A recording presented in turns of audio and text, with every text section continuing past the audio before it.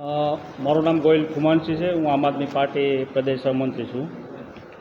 આજની જે પ્રેસ વાર્તા છે જે ભાવનગર, મહુવા, ગોંડલ, અમરેલી જેવા 4-5 જિલ્લાની અંદર જે ખેડૂતોને ડુંગળી પકવતા ખેડૂતોને પૂરતા ભાવ ન મળતા એના અનુસંધાને ખેડૂતોને ખરેખર બહુ જ નુકસાની જઈ રહી છે।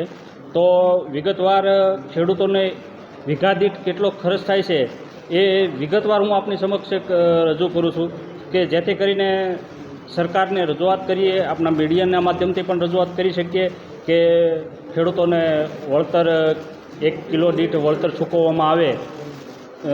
10 રૂપિયા જેવું વળતર મળે એટલે 200 રૂપિયા જેવું થાય।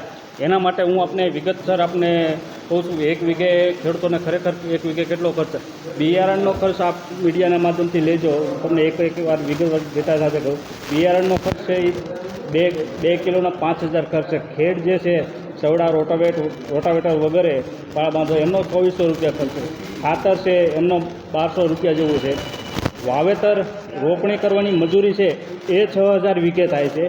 નિંદામણ ખરેખર 2 વાર કરવાનું હોય છે, એમનો પણ 6000 ખર્ચ થાય છે। ત્યાર પછી દવાનો સ્પ્રે જે કરવાનો હોય, વાતાવરણ ખરેખર આ વખતે આપણે સૌએ જોયું છે વાતાવરણ બહુ જ ખરાબ રહ્યું છે। એના હિસાબે ખેડૂતોને ઉતારા પણ પૂરતા નથી આવ્યા।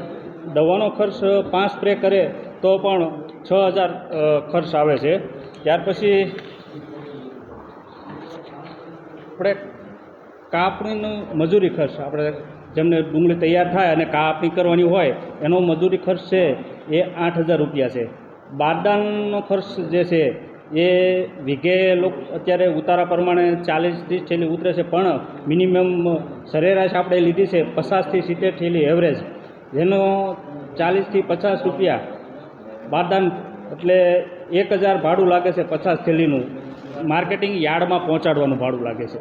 પછી વાહન ભાડું સાથે 45 રૂપિયા, બરાબર 2500 રૂપિયા એ લાગે છે। એમ ટોટલ કરી અને ખેડૂતોને 1 વીઘા દીઠ ખર્ચ ડુંગળીનો મારા ખ્યાલ પ્રમાણે અંદાજિત રકમ છે, આમાં 2-3 હજાર આમ કે આમ થાય, 38000 રૂપિયા વીઘે ખેડૂતોને ખર્ચ થાય છે। જેની હું તમને પછી વિગત સાથે કહું કે ભાવ અત્યારે હાલમાં કઈ રીતે ચાલે છે। ભાવ કાલના 9/2/26ના કાલના ભાવ મેં એમાં Talaja marketing yard, Mahuva marketing yard, Bhavnagar marketing yard અને ગોંડલ માર્કેટિંગ યાર્ડના ભાવોમાં મૂક્યા છે, બરાબર છે।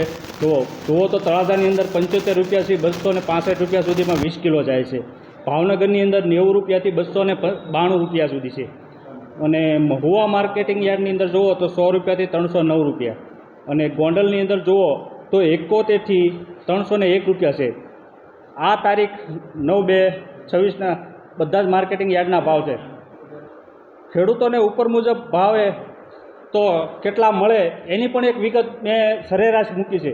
આમાં જે 300 રૂપિયા અને 200 ઉપરના જે ભાવ છે એ અંદાજિત અમુક લોટના જ ભાવ આવે છે, કે સરેરાશ ભાવ છે એ 100 રૂપિયા, 150 રૂપિયા આવો ભાવ આવે છે। પછી એક હિસાબ એનો મેં મૂક્યો છે કે માની લો કે ખેડૂતોને 20 કિલો 71 રૂપિયાના ભાવે જાય 50 થેલી, તો એનો હિસાબ એને ખેડૂતોને કેટલો મળે છે તો કે 8000થી 9000 મળે છે।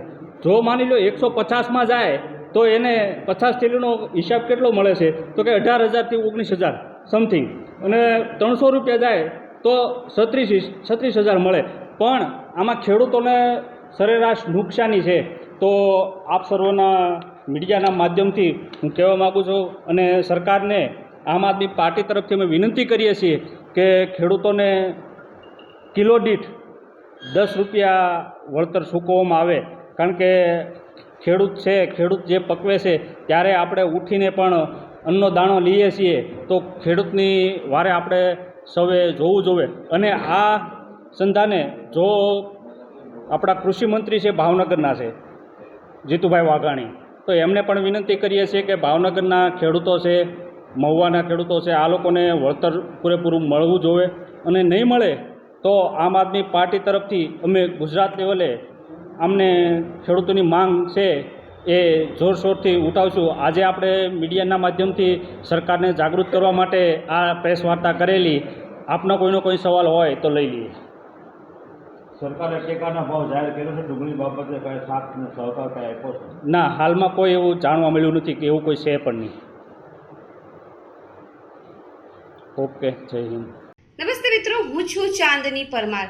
આપની મનપસંદ ચેનલ એટલે કે દીવ મિરર ન્યૂઝ ચેનલને લાઈક કરો, શેર કરો અને ફોલો કરો.